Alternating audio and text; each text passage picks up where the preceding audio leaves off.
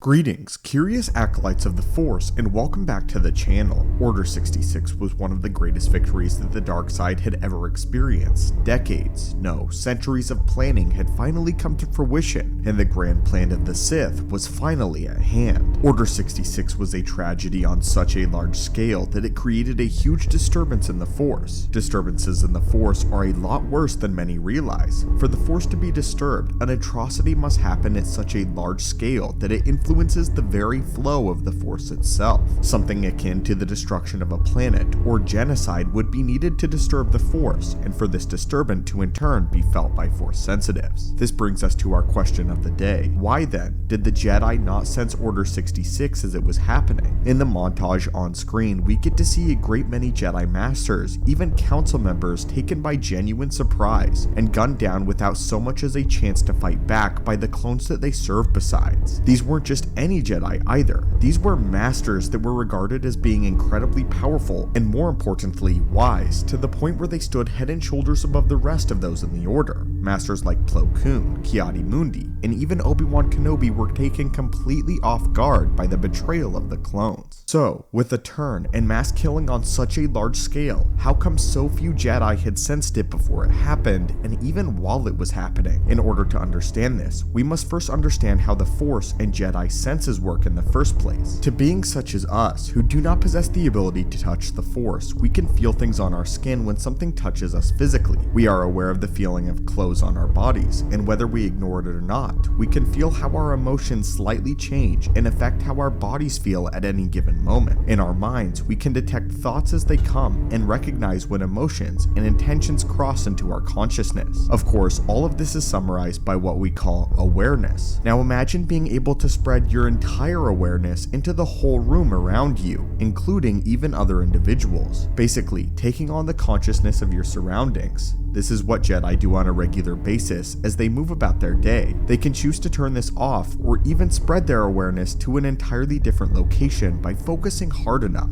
What's more, they can detect the changes in emotion and get vague details on the awareness of other living creatures within their vicinity. This is known as Force intuition. It was revealed by Chirrut Imwe in Rogue One that the dark side flows through those with the intention to kill. The sudden darkness that enters a Jedi's awareness will immediately tip them off that they are in imminent danger. But here's the thing, the Force flows through all living things, and the dark side will surround living creatures with the intent and emotional drive to kill or otherwise attack them. This is why a Jedi can sense this so prominently and therefore can act upon this so quickly. With this being the case, I'm sure you're still wondering how then did they not feel the clones attacking them and about to turn on them? Well, when Order 66 was called upon, the inhibitor chips were activated. The clones no longer were in control of their own minds or their bodies. Their entire consciousness was overridden with the single desire to simply eliminate the nearest Jedi. In this way, they were much more like droids in that they had no emotional will, simply drive. Now of course you were thinking, well, Jedi can still sense droids. Precisely, but here's the difference. Jedi can sense that the droids are there, much like how they can sense that a rock is there. However, they cannot sense a droid's intentions or will, since droids do not have emotions in the same way that living beings have emotions. This is why Jedi mind tricks do not work on droids. So now, back to the clone troopers, and focusing on them. When the inhibitor chips took over the clones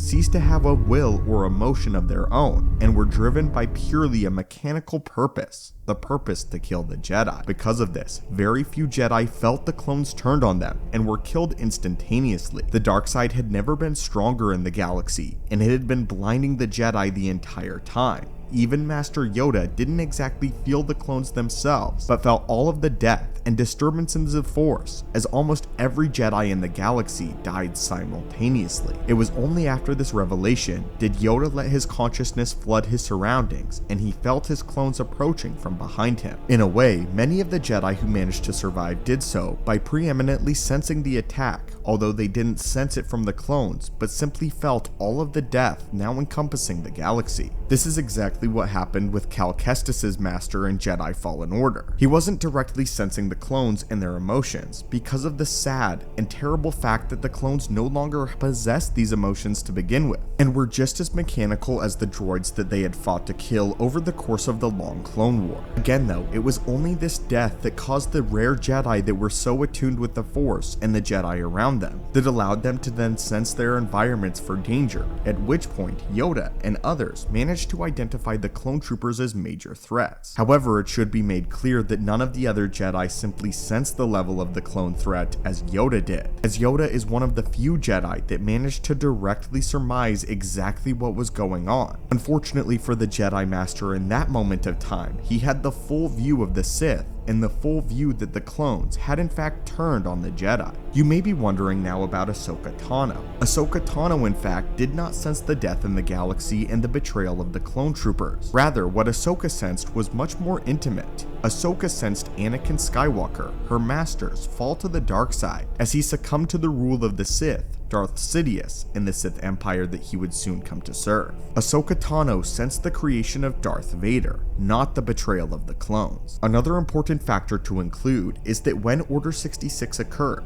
all the Jedi who were even around the clones were all focusing on other things entirely. As we saw, they were either on the front lines of battle, surrounded by the enemy, or trudging, camping in the wilderness, keeping their senses alert for different things, not their clones, as their senses were essentially occupied. When they were all in the middle of a huge battle, the Jedi's senses were overloaded with a great number of other things around them. They needed to be able to deflect incoming blasters, sense openings in the enemy's defenses, and most importantly, sense where the enemy was, not sensing at the time that their true enemy was right by their side. Taking this also into account, you can now also understand why it was a twofold deception. Palpatine had waited until the Jedi were so spread thin that they would be left completely vulnerable, surrounded by their own executors, before he called upon the dreaded Order 66. The timing hadn't been more perfect, and the result hadn't been more effective. So, students of the Force, what are your thoughts on this? And is this an aspect of Star Wars lore you had thought about and pondered on before this video? And the fact of why the Jedi were actually unable to sense Order 66 due in large part to the mindset of the clone troopers that fought by their side. How do you feel about this ultimate fate that the Jedi encountered? And do you agree with this explanation? As always, my friends, thank you guys so much for continuing to watch and support the channel. May the Force be with you, and I hope that you have a great day.